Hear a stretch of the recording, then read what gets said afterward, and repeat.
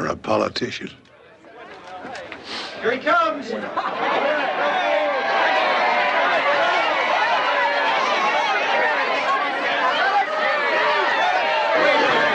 More than 35 years after it was released, I don't think there's any movie that captures the chaos and intensity of Democratic politics quite as well as Michael Ritchie's The Candidate from 1972. It stars Robert Redford as an idealistic young lawyer running for a U.S. Senate seat from California. Bill McKay, I'm running for the U.S. Senate. It's a cute kid. Now, the character of Bill McKay is loosely based on California Governor Jerry Brown, and the movie is full of some details that mark it as a product of the early 1970s.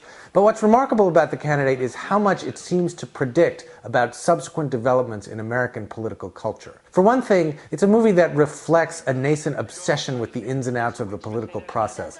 Shouldn't go in there. Part of this is the character of Marvin Lucas, the political consultant, who in a way predicts the emergence of the political consultant as media celebrity. You look at him and you see the prototype of George Stephanopoulos, James Carville, Karl Rove. And if you look at Bill McKay, you can seem to be looking at a lot of real-life candidates. Senator and then Vice President Dan Quayle was said to have modeled his career on Robert Redford's Bill McKay. And you can also catch a premonition of Gary Hart, of Bill Clinton, and maybe of a certain other young, idealistic lawyer. Think of it.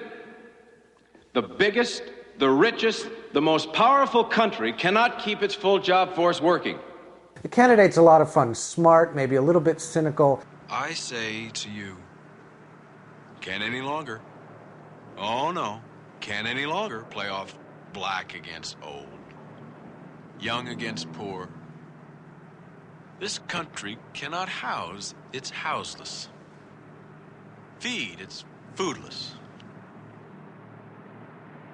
And it gives you a wonderfully immediate feeling of the rhythms of a modern campaign. The television commercials, the missteps, the gaffes, the debates, the late-night consultations, all of the pomp and circumstance and chaos and energy that make democracy such a kick.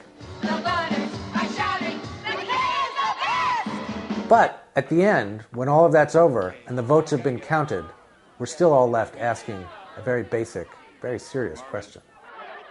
What do we do now? Wait a minute, what? What do we do now?